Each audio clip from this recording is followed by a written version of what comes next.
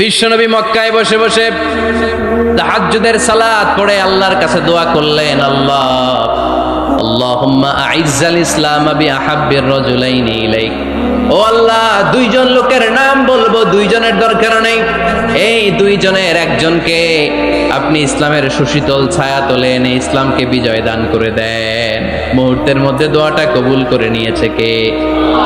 বিশ্বনবী বললেন, আল্লাহ, দুইজনের নাম বলবো আজকের দোয়ায়।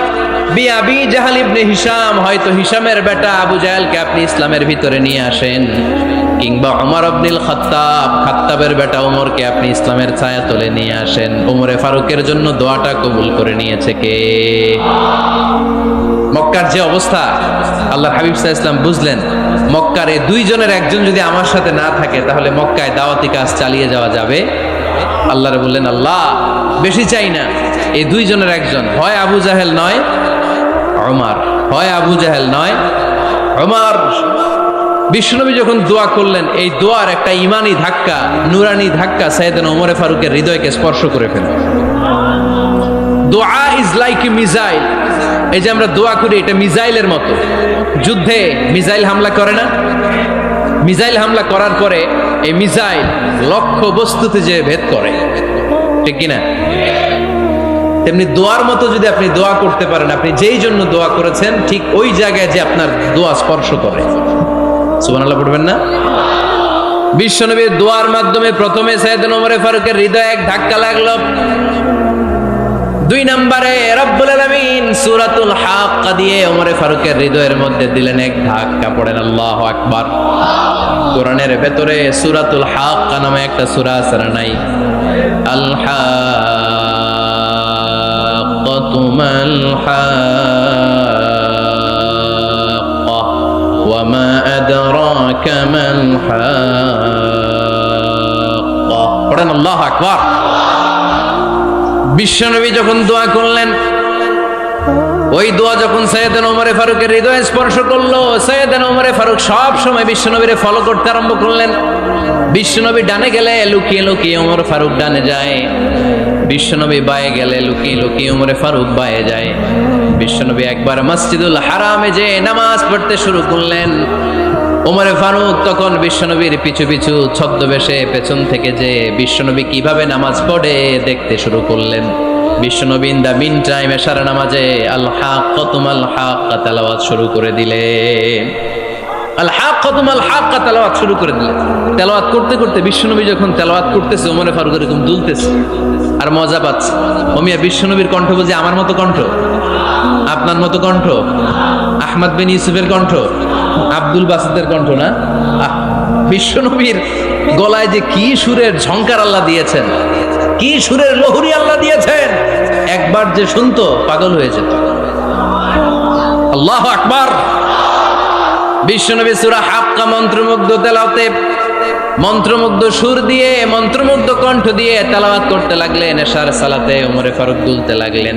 ওমরে ফারুক যত শুনেন অবাক হয়ে যায়, যত শুনেন অবাক হয়ে যায়, যতই শুনে অবাক। কিরে? কারণ তিনি আরবি ভাষা বুঝতেন। এত সুন্দর শব্দের গাঁথুনি, এত প্রাঞ্জল বর্ণনা, এত সুন্দর অন্তমিল, এটা কবিতা না হয়ে পারে না। উনি মনে মনে ভাবলেন, এটা মনে হয় কবিতা। It might be poem, it could be poem. Muhammad মনে হয় কবি হয়ে গেছে, তার কাব্য প্রতিভা দিয়ে সে এটা বানিয়েছে। তা না হলে এত সুন্দর কথা, এটা কবিতা না হয়ে পারে। ইন দ্য মিন টাইম বিশ্বনবী কিন্তু দেখতেছে না যে পেছনে ওমর।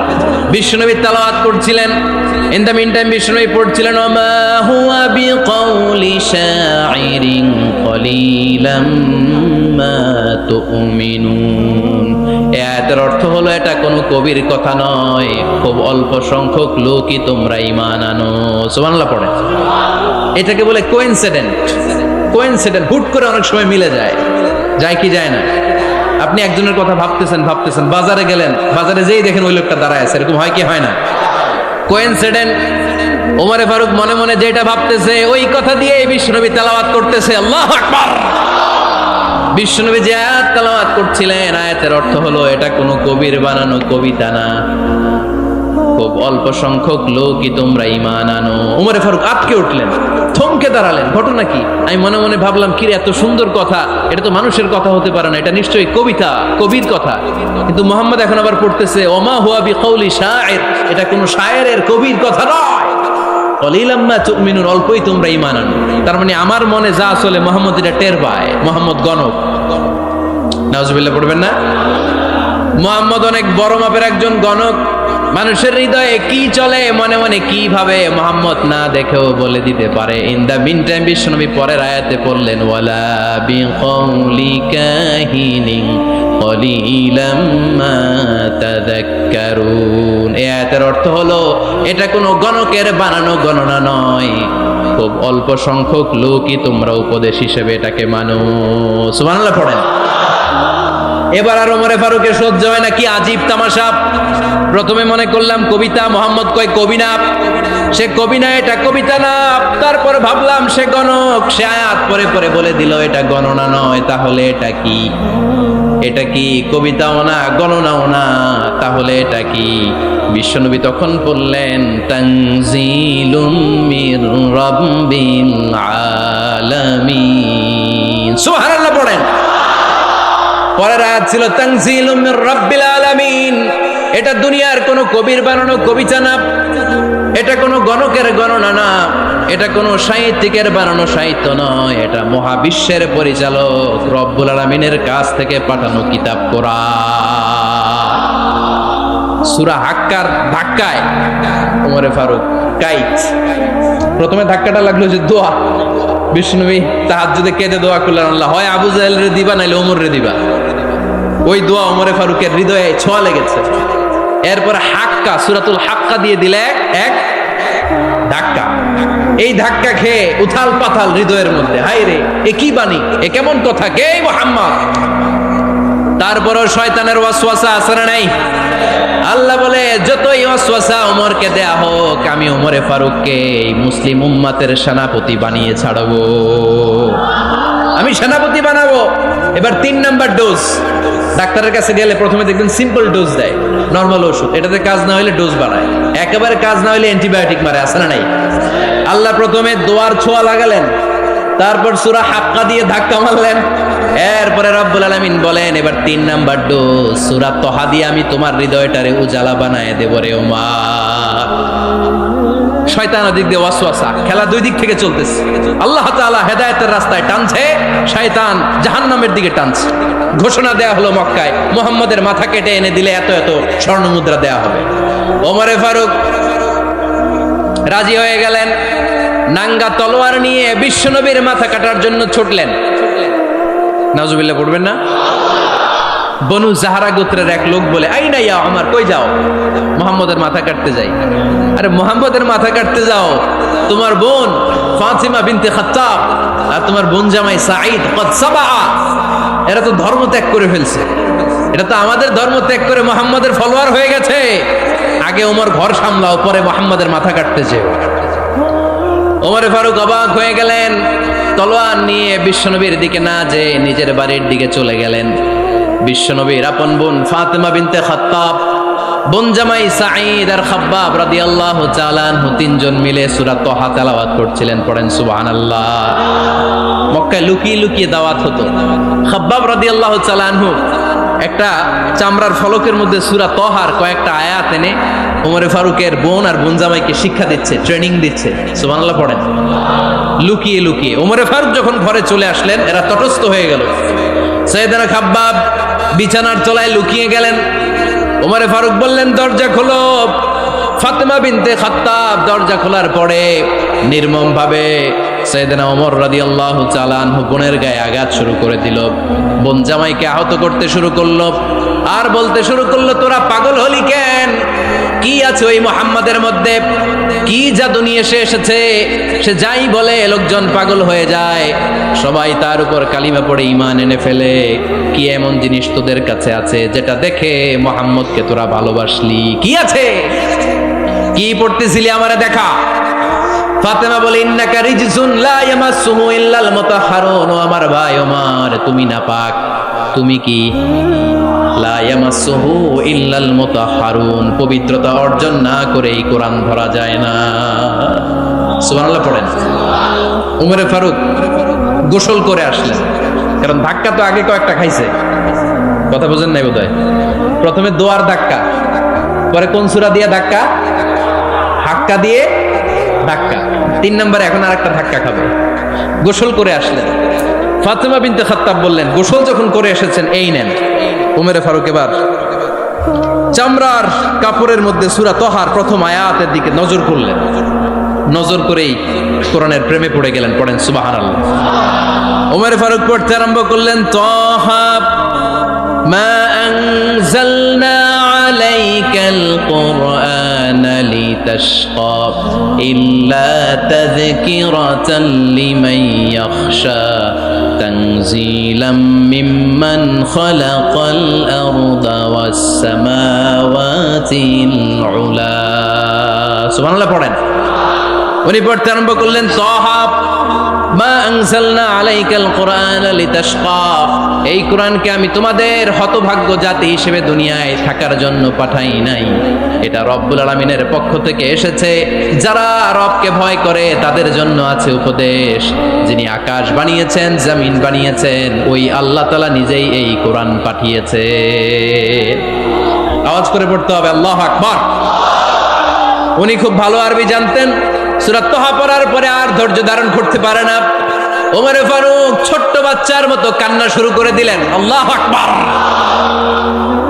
সূরা তহাটা হাতে নিয়ে, তলোয়ারটা হাতে নিয়ে বিশ্বনবীর দিকে ছুটতে আরম্ভ করলেন। আইনা মুহাম্মদ, কোথায় মুহাম্মদ? তোমরা আমাকে মুহাম্মাদের কাছে নিয়ে চলো। বিশ্বনবী তখন সাফা পাহাড়ের পাদদেশে দারুল আরকাম ইবনে আলকামের ঘরে লুকিয়ে লুকিয়ে কোরআনের দাওয়াত দিতেন। ওমরে ফারুককে পাগলের মতো ছুটে আসতে দেখে বিশ্বনবীর চাচা হামজা ইবনে আব্দুল মুত্তালিব বলল, নবী আপনি পালান, ওই যে খাত্তাবের বেটা ওমর আপনাকে অপমান করার জন্য, আক্রমণ করার জন্য তেড়ে এসেছে। সাহাবীরা বললেন, নবী আপনি পালিয়ে যান, আমরা সামাল দেব। বিশ্বনবী বললেন, না আমি পালাবো না, বরং তোমরা সরে যাও। ওমর ইবনুল খাত্তাবকে আমার দরবার পর্যন্ত আসতে দাও। আমার তো মনে হচ্ছে ওই যে তাহাজ্জুদের নামাজ শেষে চোখের পানি ছেড়ে যে আমি আল্লাহর কাছে দোয়া করেছি, আজকে আমার ওই দোয়াটা কবুল হতে শুরু করেছে। আমার তো মনে হচ্ছে আমার দোয়া কবুল হবে, আসতে দাও। ওমরে ফারুক এসে বললেন, আশহাদু আল্লা ইলাহা ইল্লাল্লাহ ওয়া আশহাদু আন্না মুহাম্মাদান আবদুহু ওয়া রাসূলুহু, আমি সাক্ষ্য দিলাম আল্লাহ ছাড়া কোনো ইলাহ নাই, নিশ্চয় আপনি আল্লাহর প্রেরিত বান্দা এবং রাসূল। পড়েন সুবহানাল্লাহ। ওমরে ফারুক যখন কালিমা শাহাদা পড়ে মুসলমান হয়ে বিশ্বনবীর হাতে হাত রাখলেন, মুসলিম সাহাবীদের মধ্যে খুশি আর আনন্দের বন্যা বয়ে গেল। মুসলিম হাতে গোনা সাহাবারা আল্লাহর প্রশংসা করলেন। বিশ্বনবী সাইয়েদনা ওমরে ফারুককে জড়িয়ে ধরলেন। ওমরে ফারুক এবার বিশ্বনবীরে বললেন, নবী গো, আলাসনা আলাল হক, আমরা কি সত্যের উপরে আছি নাকি আমরা ভুলের উপরে আছি? বিশ্বনবী বললেন, বালা নাহনু আলাল হক, আমরা এই সত্যের উপরে আছি। সুবহানাল্লাহ পড়েন। আলাসনা আলাল হক, নবী আমরা কি সত্যের উপরে নাই? হ্যাঁ অবশ্যই ওমর, তুমি সত্যের উপরে আছো। ওমরে ফারুক বললেন, তাহলে ফাফিমাল ইখতিফা, তাহলে লুকায় লুকায় আর দাওয়াত দেব কেন? আমি তো কালিমা পড়ে ফেলছি, আসেন আমার সাথে বের হই। ফাফিমাল ইখতিফা, আর লুকায় লুকায় কেন? আসেন আমরা বাইরে বেরোই। বিশ্বনবী বললেন, ওমর এটা মাক্কি জীবন, এখানে আমরা একটু গোপনে গোপনে দাওয়াত দিতে চাই। ওমরে ফারুক বলে, না, আমার দায়িত্ব, আমি একটা মিছিল দিতে চাই নবী। আল্লাহর নামের তাকবীর দিতে দিতে দারুল আরকাম থেকে শুরু করে মসজিদুল হারাম পর্যন্ত একটা মিছিল দিয়ে আমি মক্কা কাঁপাইয়া দেব। অনুমতি দেন। বিশ্বনবী দিতে চায় না। ওমর ফারুক অনেক বোঝানোর পরে স্বল্প পরিসরের একটা অনুমোদন পাওয়া গেল বিশ্বনবী সাল্লাল্লাহু আলাইহি ওয়াসাল্লামের কাছ থেকে। কিন্তু মিছিল যে দিবে, মিছিলের জন্য লোকের দরকার আছে না নাই? এখানে লোক নাই, আমি একাই মিছিল দিতেছি। এটা জমবে, মিছিল জমবে। খুঁজে উনি 11 জন মুসলিম সাহাবা পেলেন। কয়জন? ওমরে ফারুক বললেন, 11 জনই সই। এই 11 জন নিয়েই আমি আল্লাহর নামের তাকবীর দেব। 2 লাইন করলেন। কয় লাইন? 2 লাইন। পেছনে 6 জন, আর এই লাইনের নেতা বানালেন বিশ্বনবীর চাচা হামজাকে রাদিয়াল্লাহু তাআলা আনহু। আর সামনে 5 জন, তার আগে দাঁড়ালেন উনি নিজেই। তাহলে 6-6-12। বললেন এই 2 লাইনই আমরা তাকবীর দিতে দিতে, বেশি না, এই দারুল আরকামের ঘর থেকে, আপনারা জানেন যে সাফা মারোয়া এখন যে সাই হয়, এই সাফার পাদদেশে ছিল দারুল আরকামের ঘর। উনি বললেন এখান থেকে ওই যে কাবার গিলাফ দেখা যায়, কাবার গিলাফ পর্যন্ত আমরা এই তাকবীর নিয়ে ওখানে যাব। সুবহানাল্লাহ পড়বেন না? ওখানে উনি দাঁড়িয়ে ছোট্ট একটা ভাষণ দিয়েছিলেন। উনি বলেছিলেন, মান আরাদা আন তাসকুলা উম্মু ওয়া ইয়াতামা ওয়ালাদু ওয়া তারমিলা যাওজাতুহু ফালিয়াসুদ্দানি। খেয়াল করে শুনেন, কান দুইটা খরগোশের কানের মতো খাড়া করেন। উনি এক বাক্যের একটা ভাষণ দিলেন। ভাষণ দিতে জানলে বড় ভাষণ দেয়া লাগে না, এক বাক্যের ভাষণ দিয়ে গোটা বিশ্বকে ঝাঁকুনি মারা যায়। চিল্লায় বলো ঠিক কিনা? ওমরে ফারুক এক বাক্যের একটা ছোট্ট ভাষণ দিলেন, মান আরাদা আন তাসকুলা উম্মু। কে আছো মায়ের এই মক্কায়, কে আছো মায়ের বুক খালি করতে চাও? ইয়াতামা ওয়ালাদু, কে আছো বাচ্চাগুলারে, নিজের সন্তানগুলোরে ইয়াতিম বানাতে চাও? কে আছো তারমিলা যাওজাতুহু, নিজের স্ত্রীকে বিধবা বানাতে চাও? ফালিয়া সুদ্দানি, বুকের পাটা থাকলে আমি ওমর রে থামাও। ফালিয়া সুদ্দানি, দেখি মক্কায় কার এত বড় বুকের পাটা। কে আছো মায়ের বুক খালি করতে চাও, সন্তান এতিম বানাতে চাও, স্ত্রীকে বিধবা বানাতে চাও? ফালিয়া সুদ্দানি, পারলে আমারে ঠেকাও। এই বলে উনি আল্লাহু আকবার, আল্লাহু আকবার, আল্লাহু আকবার বলে স্লোগান শুরু করে দিলেন। এক এক স্লোগানে মক্কার মরুজমিন থারথার করে কাঁপতে আরম্ভ করলো। এই মিছিল মক্কার কেউ দেয় না। মিছিলের আওয়াজ শুনে আবু জাহেল বাইরিস, উতবা বাইরিস, শাইবা, ওয়ালিদ ইবনে মুগিরা সব বের হয়েছে। কিরে, আমার এলাকায় এত বড় স্লোগান, কার এত সাহস? বের হয়ে দেখে মিছিলের সামনে ওমর। ওমর রে দেখে দিছে এক দৌড়, কারণ ওমরে ফারুককে থামানোর মতো বাপের বেটা মক্কায় দ্বিতীয়টা কেউ ছিল না। আওয়াজ করে বলেন ঠিক কিনা? ওমরে ফারুক আল্লাহু আকবার, আল্লাহু আকবার বলে স্লোগান দিতে দিতে মসজিদুল হারামের ভেতরে ঢুকে গেল। কাবার গিলাফ ধরার পরে সেদিন মিছিল থেমেছে ওই আল্লাহর নামের স্লোগান। সেদিন কেউ থামাতে পারে নাই, কিয়ামত পর্যন্ত কেউ থামাতে পারবে না। চিল্লায় বলো ঠিক কিনা? ওই রকম একটা ওমরের দরকার, আমাদের বেশি চাই না। জোরে বলেন ঠিক কিনা?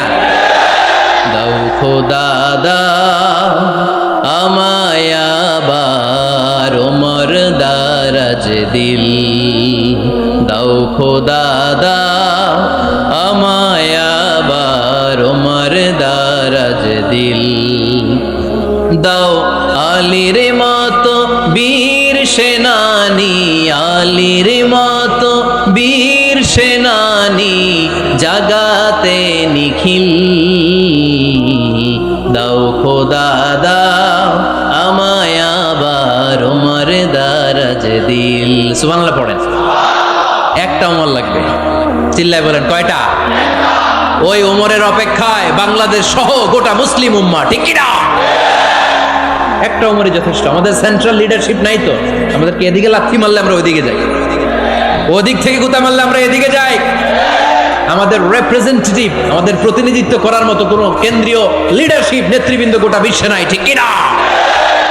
আমরা সেই ওমরে ফারুকের অপেক্ষায়, আমরা সেই ইমাম আল মাহাদির অপেক্ষায়। এই ওমরে ফারুক আমাদের মডেল, ঠিক কি না? থার্ড ইন পজিশন এই পুরো উম্মতের মধ্যে ওনার পজিশন নাম্বার 3। 1 নাম্বার পজিশন বিশ্বনবীর, কার? 2 নাম্বার পজিশন কার?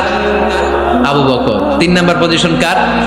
ওমরে ফারুকের। বিশ্বনবী বলতেন লা নবিয়্যা বা'দি, লা নবিয়্যা বা'দি, আমার পরে কোনো নবী নাই। ওয়ালা রাসূলা, আমার পরে কোনো রাসূলও নাই। আমার নবীর পরে আর কোনো নবী আছে? আমার নবীর পরে আর কোনো রাসূল আছে? এই যে কাদিয়ানি যে একটা সম্প্রদায় আছে, এরা কি মুসলিম নাকি অমুসলিম? মুসলিম সম্প্রদায়ের সাথে এদের কোনো সম্পর্ক নাই। চিল্লায় বলেন ঠিক কি না?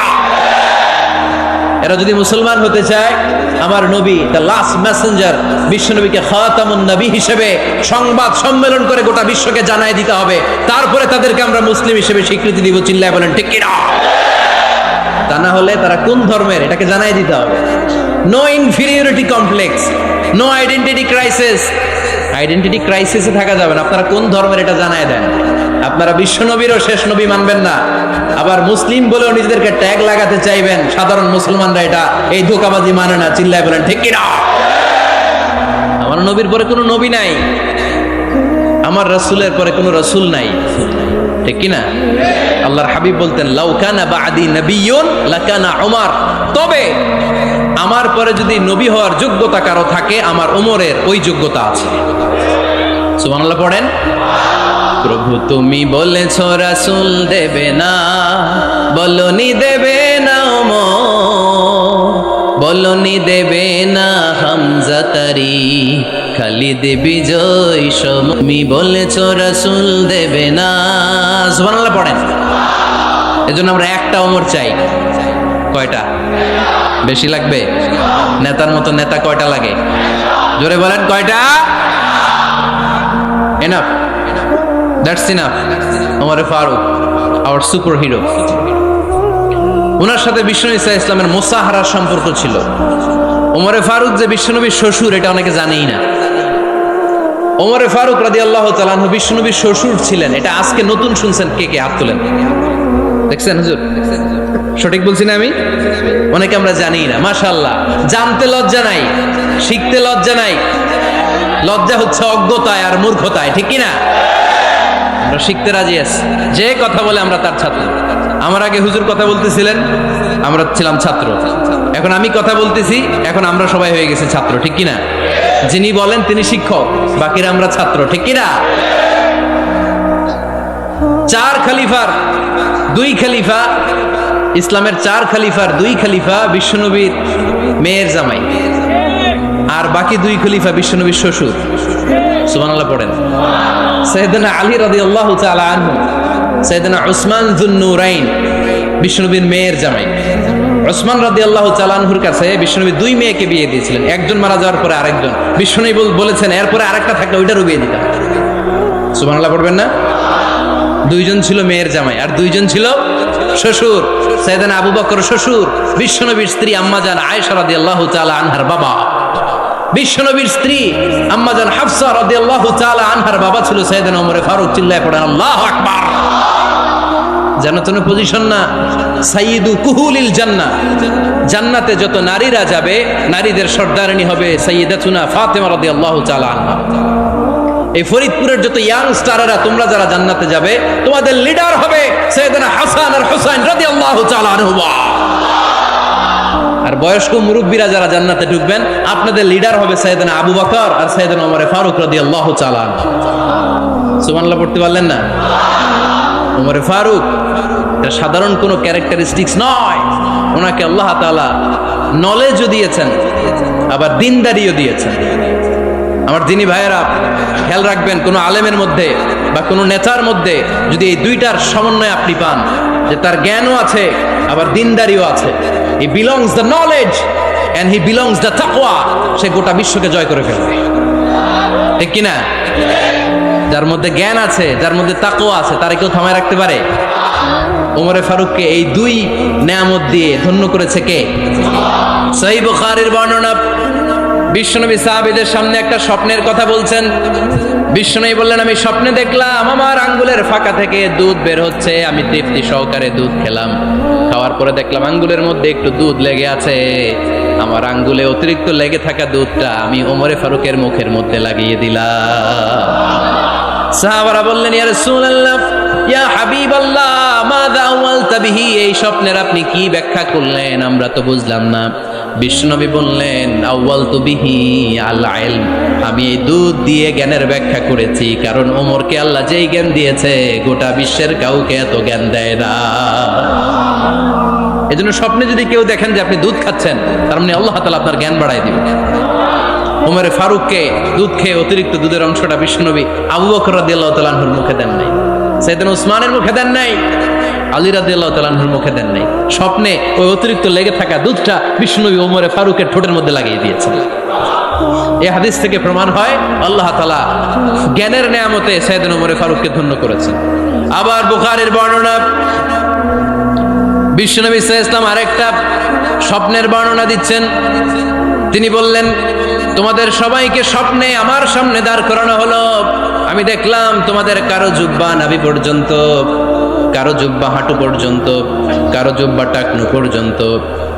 ওমরে ফারুককে যখন স্বপ্নে আমার সামনে দাঁড় করিয়ে দেয়া হলো, আমি দেখলাম ওমরের জুব্বা এত লম্বা, ওমর টেনে হিচড়ে তার জুব্বা নিয়ে সামনে হেঁটে যাচ্ছে। সাহাবারা বললেন, ফামাযা আওয়ালতা বিহি ইয়া রাসূলুল্লাহ, ও আল্লাহর রাসূল, এই স্বপ্ন দিয়ে আপনি কি বুঝাতে চাইলেন? আমরা কিছু বুঝলাম না।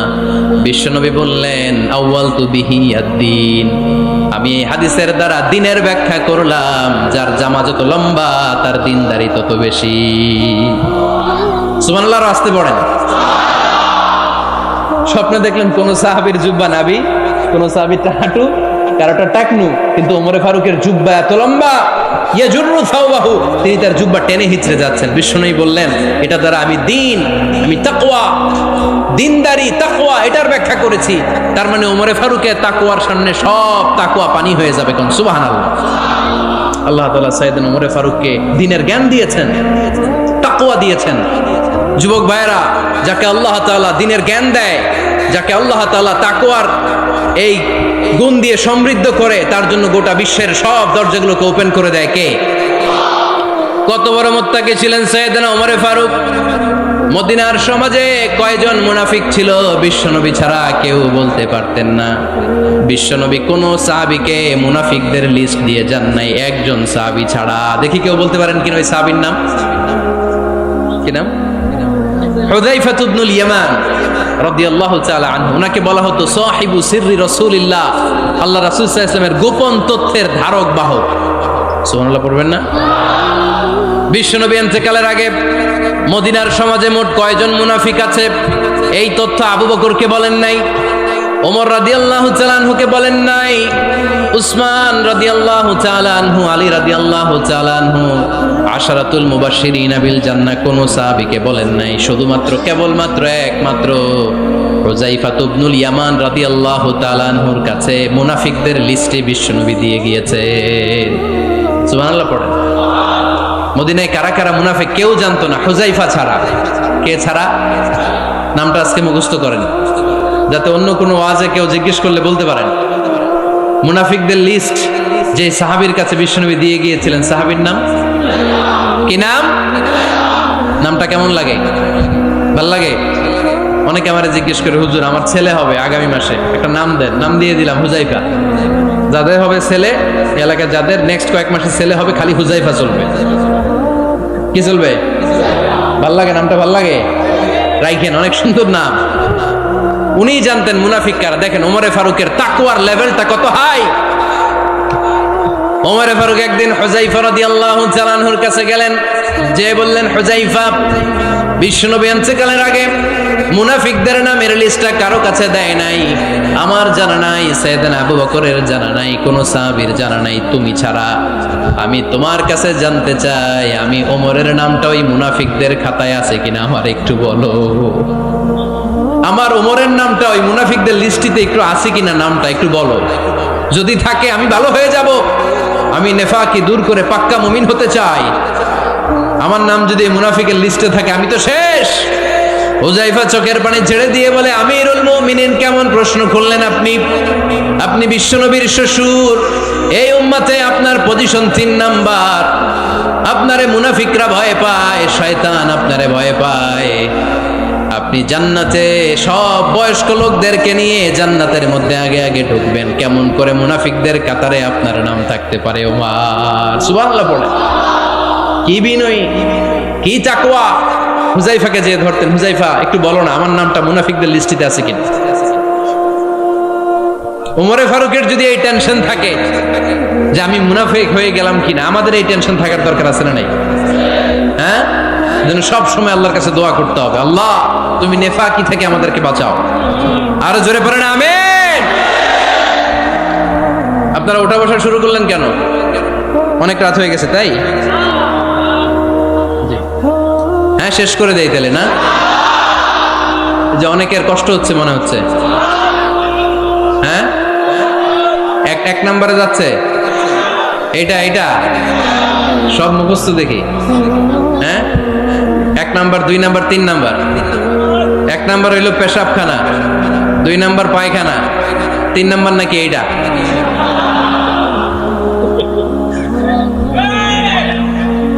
আছে না নাই? না, সিগারেট কোনো মুসলমান খেতে পারে? সিগারেট হয় টোবাকো প্ল্যান্টস থেকে, তামাক পাতা।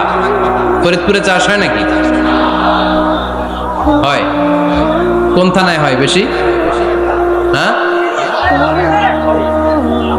তামাক ক্ষেত যারা দেখছেন কোনো বেড়া লাগানো লাগে? কেন? ছাগলেও মুখ দেয় না। তো যেটা ছাগলে খায় না এটা কোনো মুমিন বান্দা খাইতে পারে? তো খান কেন এগুলো, পচা জিনিস? হ্যাঁ, এই পৃথিবীতে বিড়ি আর সিগারেটই একমাত্র খানা যেটা টয়লেটে ঢুকে খাওয়া যায়, তাই না? পৃথিবীতে সিগারেট আর বিড়ি একমাত্র খাবার। রাগ করবেন না যারা খান, রাগ করেন না। আবার একটু কমন সেন্সটা কাজে লাগানোর জন্য, চিন্তার জন্য বলতেছি। এটাই পৃথিবীর একমাত্র খাবার যেই খাবারের গায়ে এই খাবারের বদনাম লেখা থাকে। Smoking causes cancer. ধূমপান কর্কট রোগের কারণ, ধূমপান স্বাস্থ্যের পক্ষে ক্ষতিকারক লেখা থাকে না? আচ্ছা ধরেন ফরিদপুরের একটা কোম্পানি নতুন চানাচুর বের করছে, ওই চানাচুরের গায়ে লেখা এই চানাচুর খাওয়ার 1 ঘন্টার মধ্যে বমি শুরু হবে আর ডায়রিয়া হবে। খাবেন? কি কইবেন? তুই খা। দোকানদারে কি কইবেন? তুই খা, তোর বমি হোক, তোর 14 গোষ্ঠীর ডায়রিয়া হোক, আমি টাকা দিয়ে এগুলো কিনবো না, ঠিক কিনা?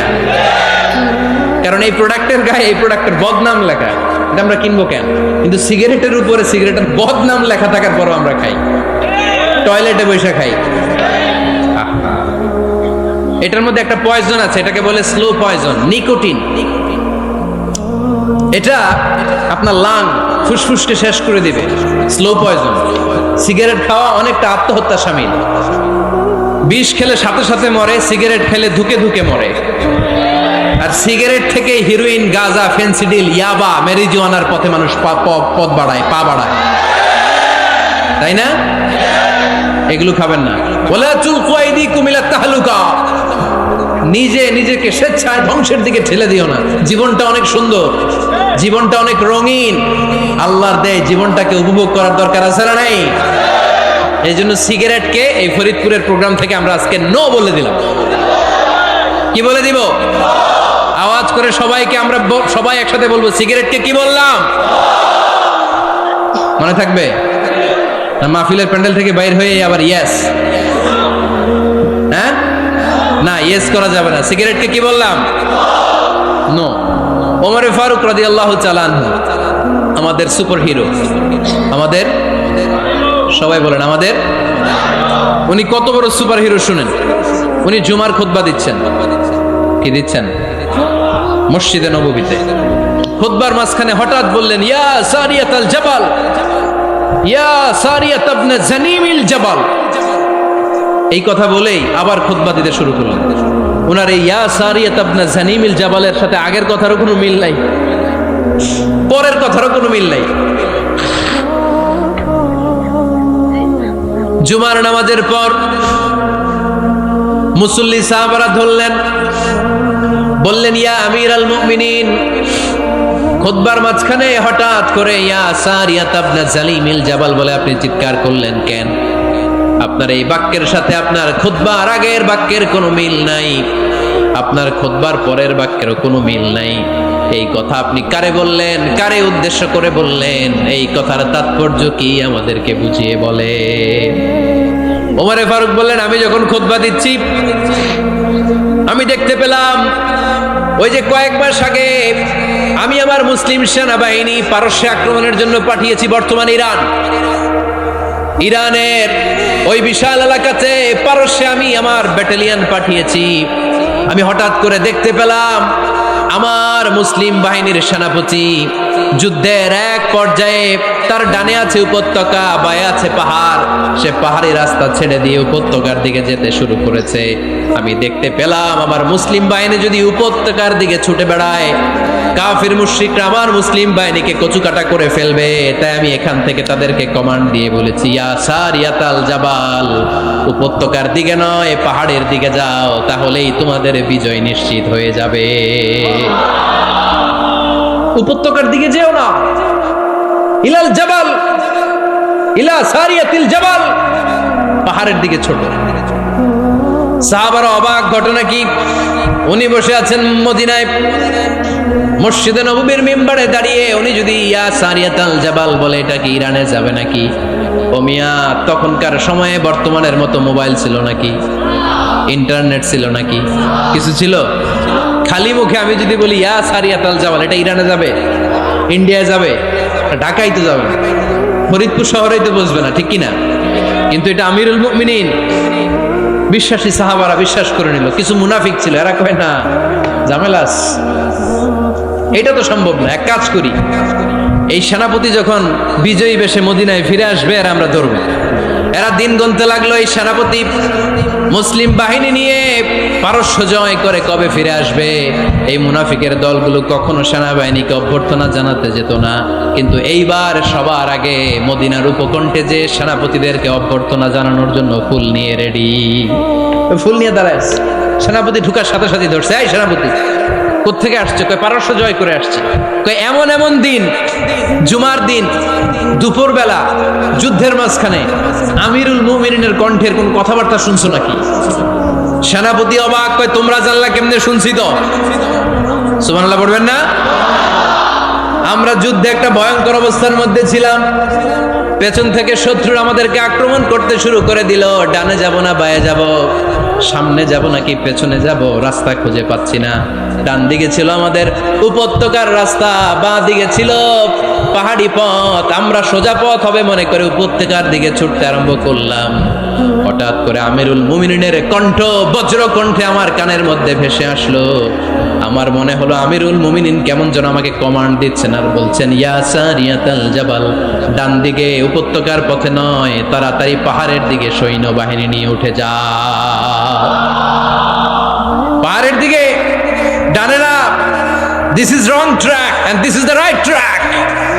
ওই দিন যদি উমরে ফারুকের ওই গাইডলাইন, আমিরুল মুমিনিনের কমান্ড যদি আমি না শুনতাম, আজকে বিজয়ের বেশে ফিরতেও পারতাম না, আমাদের চেহারাও তোমরা দেখতে পেতে না।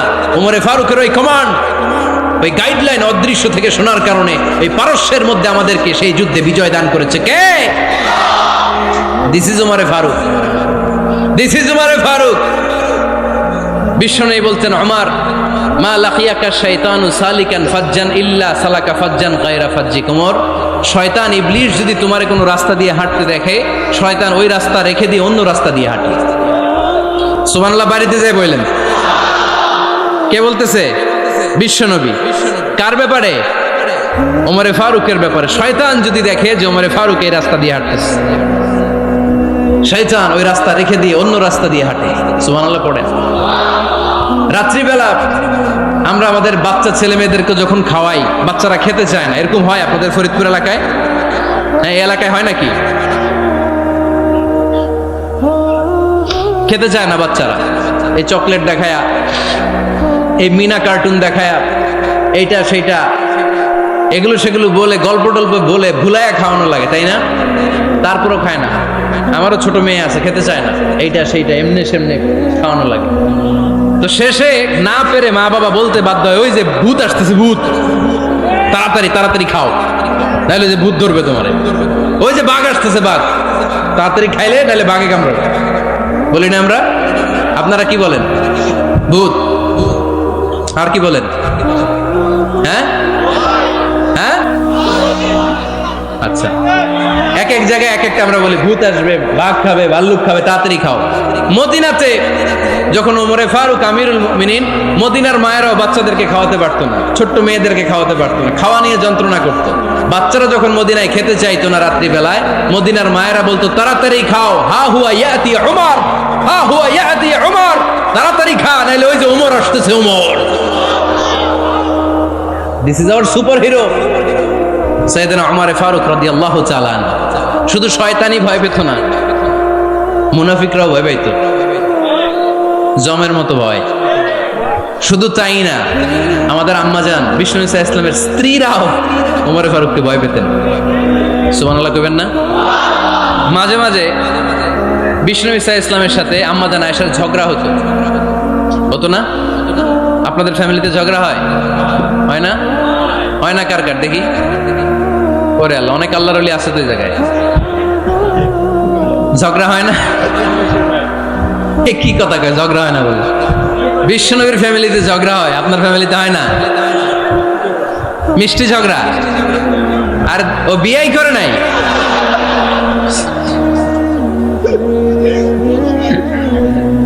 ঝগড়া তো হবেই, দাম্পত্য জীবনের মজাটাই তো এখানে। কখনো ঝগড়া, কখনো আনন্দ, একটু বৃষ্টি, একটু রোদ, একটু হাসি, একটু কান্না, ভালো লাগা ভালোবাসা শেয়ার করে নেয়া, মিলেমিশে একাকার হয়ে যাও, ঠিক কিনা? তো আল্লাহর হাবিব সাল্লাল্লাহু আলাইহি ইসলামের সাথে আম্মা জান আয়েশার ঝগড়া হতো। তো একদিন ঝগড়া হয়ে দুইজন রেগে আছে। খবরদার দুইজন রেগে থাকবেন না, আবার একজন রাগলে আরেকজন থেমে যাবেন, কারণ এই ছোট্ট ঝগড়া থেকে এটা অনেক সময় বিচ্ছেদের দিকে গড়ায়। আমার প্রিয় ফরিদপুরবাসী, ভাবি রেগে গেলে আপনি রাইগেন না, ওই দিন আপনি একটু ঠান্ডা থাকেন। আবার আপনি রেগে গেলে, আমার মাইকের আওয়াজ যদি ভাবিরা শুনেন, আপনারা রেগে যায় না, একটু ঠান্ডা থাকবেন। দুইজনে রেগে গেলে তো তৃতীয় বিশ্বযুদ্ধ শুরু হবে, তাই না? একজন রেগে গেলে আরেকজন ঠান্ডা। কারণ এই সামান্য ঝগড়া থেকে ইগোর কারণে এটা বিচ্ছেদ আর ডিভোর্স পর্যন্ত করায়। আর শয়তান এখানে উস্কানি দেয়, কারণ ইমানদারদের ফ্যামিলি ভাঙতে পারলে শয়তান সবচেয়ে বড় খুশি হয়। আর ইমানদারদের ফ্যামিলি টিকে থাকলে খুশি হয়ে যায় কে? আম্মা জান আয়েশা রাদিয়াল্লাহু তাআলা আনহার সাথে বিষ্ণু ইসা ইসলামের ঝগড়া হতো মাঝে মাঝে। একবার ঝগড়া হলো, বিষ্ণু ইসা ইসলামের রাগ, আম্মা জান আয়েশাও রাগ। তো বিষ্ণুই বললেন, আয়েশা ঝগড়া করে আর কতক্ষণ থাকবো, আসো মিটমাট করি। আয়েশা রাদিয়াল্লাহু বললেন, ঠিক আছে মিটমাট করবো। তো বিষ্ণু ইসা ইসলাম বললেন, মিটমাটের জন্য কারে ডাকবো? ওমরে ডাকি। কয় না, ওমরে না, ওমর গালিজ, ওমর অনেক রাগে, আমার ডর লাগে। কয় তাহলে তোমার আব্বারে ডাকি। কয় ডাকে। কি খুশি! মেয়েদের মধ্যে অভ্যাসটা আছে না নাই? তাহলে তোমার আব্বারে ডাকি। ডাকেন। ডেকে নিয়ে আসা হলো। আবু বকর রাদিয়াল্লাহু তাআলা আনহু দাঁড়ালেন, আম্মা জান আয়েশা দাঁড়ালেন, বিশ্বনবীও দাঁড়ালেন। বিশ্বনবী বললেন, আয়েশা তোমার আব্বা আসছে, এবার ঘটনা খুলে বলার পালা, তুমি বলবা নাকি আমি বলবো? আম্মা জান আয়েশা বললেন, আপনি বলেন, তবে ওয়ালা তাকুল ইল্লা হাক্কান, যেটা ঘটছে ওইটাই বললেন, মিথ্যা কথা কইেন না। আবু বকর রাদিয়াল্লাহু তাআলা আনহু রেগে মেগে আগুন। কি এই কথা তুমি কেমন করে বলো? বিশ্বনবী কি মিথ্যা কথা কখনো বলবে? রেগে মেগে দিলেন মেয়ের গালে এক চড়। বানিয়ে বলতেছি না, মুসনাদ আহমদ ইবনে হাম্বলের হাদিস। বাবার হাতের থাপ্পড়কে আম্মা জান আয়েশা উল্টে বললেন। সাইয়েদনা আবু বকর রাগে গড়গড় করছেন, আবার মারার জন্য তেড়ে গেলেন। এবার বাঁচার জন্য আম্মা জান আয়েশা বিশ্বনবীর পিছনে যে আশ্রয় নিলেন, বিশ্বনবী বাঁচানোর জন্য দুই হাত মেলে দাঁড়িয়ে গেলেন। পড়েন সুবহানাল্লাহ। বিশ্বনবী যখন দুই হাত মেলে দাঁড়িয়ে গেলেন, সাইয়েদনা আবু বকর রাদিয়াল্লাহু আনহু থেমে গেলেন। সাইয়েদনা আবু বকর রাদিয়াল্লাহু তাআলা আনহু ঘর থেকে বের হয়ে বারান্দায় দাঁড়ালেন। পড়েন সুবহানাল্লাহ। এবার বিশ্বনবী আম্মা জান আয়েশার কাছে যেয়ে বলেন, ইয়া আয়েশা কাইফা রাআইতিনি আনকাসতুকি মিনার রাজুল, দেখছো কেমনে বাঁচাইলাম? আমি না থাকলে ভর্তা বানাই ফেলতো আজকে। আমি বাঁচাইছি তোমারে, আমি, আমার লগে ঝগড়া করো তুমি। লজ্জায় পড়ে আম্মা জান আয়েশা খিলখিল করে হেসে দিলেন, বিশ্বনবীও হেসে দিলেন। দুইজনের হাসির মধুর আওয়াজ শুনে সাইয়েদনা আবু বকর বাইরে থেকে অবাক, কিরে এতক্ষণ না ঝড় তুফান, এখন দেখি হাসি। সালাম দিয়ে অনুমতি নিয়ে ভিতরে ঢুকলেন। ঢুকে দেখেন আম্মা জান আয়েশাও হাসে, বিশ্বনবীও হাসে। এ হাসি দেখে আবু বকর রাদিয়াল্লাহু আনহু হেসে দিলেন। আরশের উপর থেকে খুশি হয়ে গেলেন কে? এবার সাইয়েদনা আবু বকর রাদিয়াল্লাহু তাআলা আনহু বললেন, ইয়া রাসূলুল্লাহ আশিকানি ফি সিলমিকুমা কামা আশরাকতুমানি ফি হারবিকুমা। ও নবী, যুদ্ধ লাগলে, দুইজন যুদ্ধ লাগলে মীমাংসার জন্য যেমনি আমারে ডাকেন, এরকম হাসি আর আনন্দের মুহূর্তেও আমারে একটু ডাইকেন। আশিকানি ফি সিলমিকুমা কামা আশরাকতুমানি ফি হারবিকুমা। নবী, আপনাদের মধ্যে ঝগড়া লাগলে সন্ধি করার জন্য আমারে যেমনি ডাকেন, আপনাদের হাসি খুশি আনন্দ খুনসুটি এই মজাদার মুহূর্তগুলোতে আমারে বঞ্চিত রাখেন না, আমার একটু ডাইকেন। সুবহানাল্লাহ পড়েন। এই মুসনাদ আহমদ ইবনে হাম্বলের হাদিস শোনার উদ্দেশ্য হচ্ছে, বিশ্বনবী প্রথমে ওমর ফারুকের নাম বলেছিলেন। সাইয়েদনা আয়েশা বলে, না আমি ডরাই। হাইবাত, দিস ইজ কল্ড হাইবাত ওমর। একবার বিশ্বনবীর সব বিবিরা ধরলেন, ও নবী আমাদেরকে এটা দেন, ওইটা দেন, ঘরে এটা নাই, ওইটা নাই, ওইটা নাই। বিশ্বনবীকে, আমার কাছে কিচ্ছু নাই, যদি এমনি আমার বউ হয়ে থাকতে চাও থাকো, তাহলে তা না হলে যা লাগবে কিনে দেব, সাথে সাথে তালাকও দিয়ে দিব। কিছু দিতে পারবো না, আমার নাই তো, সামর্থ্য নাই। কিন্তু বিবিরাও ছাড়া না, এটা দেন ওইটা দেন। বিশ্বনবী রহমতের নবী, বিবিদেরকে বুঝাতেও পারেন না, বিবিরা আবদার করতেছে নবী এটা লাগবে ওইটা লাগবে। ইন দ্য মিন টাইম বিশ্বনবী একজনের সালাম শুনতে পেলেন, কে যেন দরজায় দাঁড়িয়ে বলতেছে আসসালামু আলাইকুম। বিশ্বনবী দরজার দিকে তাকালেন, তাকিয়ে বললেন ওয়ালাইকুম আসসালাম, আর বুঝতে পারলেন এটা আমার ওমরের সালাম। সালাম দেওয়ার পরে বিবিদের দিকে তাকায় দেখে একজন বিবিও নাই, সব অন্দরমহলের ভিতরে দৌড়। সুবহানাল্লাহ পড়তে পারলেন না? This is our super hero Omar. এরকম ওমর একটা লাগবে, চিল্লায় বলেন কয়টা? একটা ওমর গোটা বিশ্বকে সোজা করে দিবে। একটা ওমর সবল আর দুর্বলের সব পার্থক্য দূর করে দিবে, মাজলুমের উপর জালিমের অত্যাচারের অবসান ঘটায় দিবে, গোটা বিশ্বটাকে সাম্য, মৈত্রী, ভালোবাসার ইনসাফ দিয়ে পরিপূর্ণ করে দিবে। সেই ওমরের অপেক্ষায় আমরা। নিজের ছেলেকে 80টা বেত মেরেছেন। কয়টা? 80টা বেত মেরেছে। এই ব্যাপারে অনেকগুলো বর্ণনা পাওয়া যায়। সবচেয়ে সহি বর্ণনা হচ্ছে মুয়াত্তা ইমাম মালিকের বর্ণনা। ওমরে ফারুক রাদিয়াল্লাহু তাআলা আনহুর ছেলে আব্দুর রহমান মারুফুন বিআবি শাহমা ছিলেন মিশরে, ওখানে নাবিজ খেয়েছিলেন। নাবিজ হচ্ছে আরব দেশের লোকেরা দুধের মধ্যে শক্ত খুরমা রাত্রেবেলা ঢেলে দিত, ঢেলে দিলে সারা রাত ওই খুরমার রসটা দুধের সাথে মিশে দুধটা লাল হয়ে যেত, এটারে সকালবেলা খেত, খুব সুস্বাদু, এটাকে বলে নাবিজ। কিন্তু এটা রাতে ভিজাইলে সকালেই খাইতে হয়, রেখে দিলে আবার একটু সমস্যা হয়, এটা অনেকটা তারির মতো হয়ে যায়, মাতলামি চলে আসে। তো ওমরে ফারুকের ছেলে নাবিজ খেয়েছেন, মদ খাননি, নাবিজ। কিন্তু নাবিজ খাওয়াতে সাকরান চলে এসেছে। সাকরান চলে আসাতে এটা যখন প্রমাণিত হয়েছে, আমর ইবনে আস রাদিয়াল্লাহু তাআলা আনহু নাকি 80 বেত মেরেছেন মিশরে। কয় বেত? নিয়ম হচ্ছে সবার সামনে, কিন্তু সবার সামনে না মেরে একটু গোপনে মেরেছে। এই তথ্য যখন ওমরে ফারুকের কাছে এসেছে, উনি বললেন না, মারতে হবে সবার সামনে, আলাদা মারলা কেন? ও মদিনায় ফিরে আসলে আমি আবার 80টা মারব। মদিনায় ফিরে আসার পরে সাইয়েদনা ওমরে ফারুক ওই আগের 80টারে আর ধরেন নাই, নিজ হাতে আবার 80টা বেত মেরেছেন। এই বেত মারার 1 মাস পরে এই আবু শাহমা ইন্তেকাল করেছে। অনেক ঐতিহাসিক বলে এই বেতের আঘাতে মরেছে, কেউ কেউ বলেছে নিজের রোগের কারণে মরেছে। কিন্তু দিস ইজ দ্য ইনসাফ সিস্টেম অফ ওমর। নিজের ছেলে বলে ছেড়ে দেয় নাই। এখন নিজের ছেলে হইলে 7 খুন মাফ, নেতার ছেলে হইলে 10 খুন মাফ, এলাকার মোড়লের ছেলে হইলে 10 খুন মাফ। নো পার্সিয়ালিটি ইন ইসলাম। ইসলামে পার্সিয়ালিটি নাই। আপনি নেতার ছেলে হন, আপনি বিজনেস ম্যাগনেটের ছেলে হন, আপনি যেই হন না কেন, ইসলামের দৃষ্টিতে সবাই সমান। চিল্লায় বলেন ঠিক কিনা? বনু মখজুমিয়া গোত্রের এক নারী চুরিতে ধরা পড়ল। সাহাবারা বললেন, নবী মদিনার সবচেয়ে ভেরি প্রেস্টিজিয়াস এন্ড ডিগনিফাইড ফ্যামিলির মেয়ে, আপনি হাত কাটেন না, কারণ ইসলামের নিয়ম চুরি করলে কি কেটে দাও। বিশ্বনবী বললেন, বলো কি? হাত না কাটার জন্য তোমরা আমাকে রেকমেন্ড করছো? এটা আল্লাহর আইন, পৃথিবীর কেউ রেকমেন্ড করলো শোনার ক্ষমতা আমার নাই, কারণ আইনটা দিয়েছে কে? লাউ কানাত ফাতিমাতু বিনতি মুহাম্মাদিন সারাকাত লাকাতা মুহাম্মাদুন ইয়াদাহা। আরে বনু মাকসুমিয়া মেয়ে তো দূরের কথা, আমার কলিজার টুকরা ফাতেমাও যদি আজ চুরিতে ধরা পড়তো, তার হাত কেটে দিতে আমি 1 মিনিটও দেরি করতাম না। দিস ইজ ইসলাম। এই হচ্ছে ওমরে ফারুকের মানাকিব। এরকম ওমরে ফারুক কয়টা লাগবে? আওয়াজ করে বলতে হবে, কয়টা লাগবে? একটা লাগবে। এই সাইয়েদনা ওমরে ফারুক মদিনার প্রথম চিফ জাস্টিস ছিলেন। সর্বপ্রথম ওনার পরামর্শ সাইয়েদনা আবু বকর রাদিয়াল্লাহু তাআলা আনহু কোরআনকে সংকলন করেছেন। আমরা এই যে কোরআন পড়ি 30 পারা, এমদাদিয়া লাইব্রেরির 114টা সূরা, কত সুন্দর সন্নিবেশ করা হয়েছে, এখানে সাজানো হয়েছে। আল্লাহর হাবিব সাল্লাল্লাহু আলাইহি ওয়াসাল্লামের সময় কি এরকম কোরআন ছিল নাকি? ছিল না। খেজুর পাতার মধ্যে, গাছের বাকলের মধ্যে, ওটের বড় হাড্ডির মধ্যে আর পাথরের মধ্যে খোদাই করা কোরআন ছিল।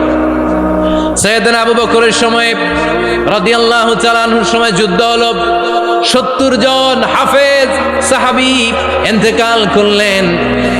সাইয়েদনা আবু বকর রাদিয়াল্লাহু তাআলা আনহুকে ডেকে ওমরে ফারুক বললেন, ও আবু বকর, এইভাবে হাফেজে কোরআন সাহাবীরা যদি দুনিয়া থেকে বিদায় হয়ে যায়, আল্লাহর কোরআনও তো বিদায় হয়ে যাবে।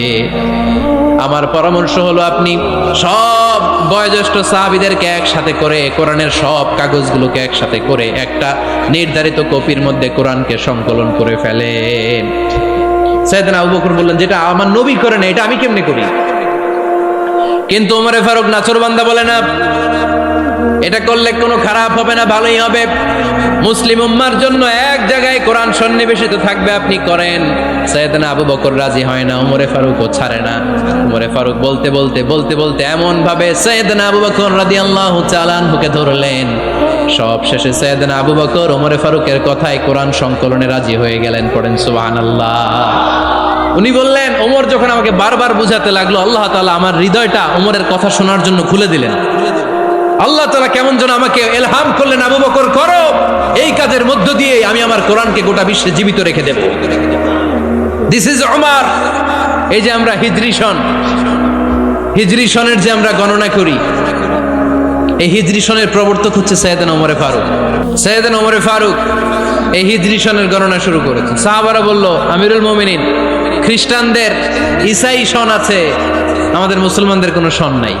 আমাদের একটা সন থাকলে আমাদের জিজিয়া নিতে, আমাদের যাকাতের টাকা উত্তোলন করতে অনেক সুবিধা হবে। ওমর ফারুক বললেন, তাহলে কোন সালকে হিজরি, কোন সালকে মুসলিম সাল হিসেবে আমরা ঘোষণা দিতে পারি? একজন বলল, আমার নবী যেই সালে জন্মগ্রহণ করেছেন ওই সালে। ওমর ফারুক বললেন, না, আমার নবীর জন্ম আমাদের জন্য খুশির দিন, কিন্তু এটা আমাদের জন্য প্রেরণা নয়। প্রেরণা নবীর কাজে, ঠিক কিনা? আরো কিছু সাহাবারা বলল, তাহলে যেই সালে আমার নবী ইন্তেকাল করেছে ওইটারে প্রথম সাল ধরেন। ওমরে ফারুক বললেন, না, যেদিন তিনি ইন্তেকাল করেছেন এটা আমাদের দুঃখের দিন, এটা আমাদের প্রেরণা নয়। আমাদের প্রেরণা হচ্ছে বিশ্বনবীর ত্যাগ, তিতিক্ষা আর কাজের মধ্য দিয়ে। জোরে কোন ঠিক কিনা? ওমরে ফারুক বললেন, যেদিন বিশ্বনবী ইসলাম রক্ষায় নিজের মাতৃভূমি ছেড়ে মক্কা থেকে মদিনায় গিয়েছেন, ওই দিনটাকে হিজরি প্রথম দিন ধরে আমরা হিজরি সাল গণনা করে শুরু করে দেব। ওইটাই হচ্ছে হিজরি সন। সেখান থেকে হিজরি সনের প্রবর্তন করেছেন সাইয়েদনা ওমর ফারুক রাদিয়াল্লাহু তাআলা আনহু। এই যে স্টেট গভর্নমেন্ট, এই যে প্রিজন, জেলখানা, ক্যান্টনমেন্ট, সচিবালয়, গণভবন, বঙ্গভবন, মুক্তিযোদ্ধাদের ভাতা, রাষ্ট্রীয় ভাতা, এই সব নিয়ম কানুন সাইয়েদনা ওমর ফারুক তার রাষ্ট্রীয় আমলে তিনি নিজে করেছেন। চিল্লায় পড়েন আল্লাহু আকবার। মুসলমানদের আলাদা কারেন্সি, নিজস্ব মুদ্রা ব্যবস্থা নিজে চালু করেছেন। সৈনিকদের মধ্যে যারা বিবাহিত, প্রতি 6 মাস অন্তর অন্তর 1 মাসের ছুটি কাটাতে তারা ফিরে আসবে। সাইয়েদনা ওমরে ফারুক চালু করেছেন। চিল্লায় আওয়াজ করে পড়েন আল্লাহু আকবার। এই যে আমরা 20 রাকাত সালাতুত তারাবি পড়ি রমাদানে, পড়েন না আপনারা? এটা সাইয়েদনা ওমরে ফারুক চালু করেছে। সুবহানাল্লাহ পড়তে পারলেন না? কোরআনে মোট 22টা আয়াত আছে যেখানে সাহাবারা ইনডিসিশনে ভুগছিলেন। বিশ্বনবীর মত একটা, ওমরে ফারুকের মত আর একটা। এই 22 জায়গায় আল্লাহ তাআলা বিশ্বনবীর মতের পক্ষে আয়াত নাজিল না করে ওমরে ফারুকের মতের পক্ষে কোরআনের আয়াত নাজিল করেছেন। আওয়াজ করে পড়েন আল্লাহু আকবার। সাইয়েদনা ওমরে ফারুক। আমরা সাহাবীদের জীবন চরিত পড়তে চাই না, কত যে অনুপ্রেরণামূলক দৃষ্টান্ত সাইয়েদনা ওমরে ফারুক আমাদের জন্য রেখে গিয়েছেন।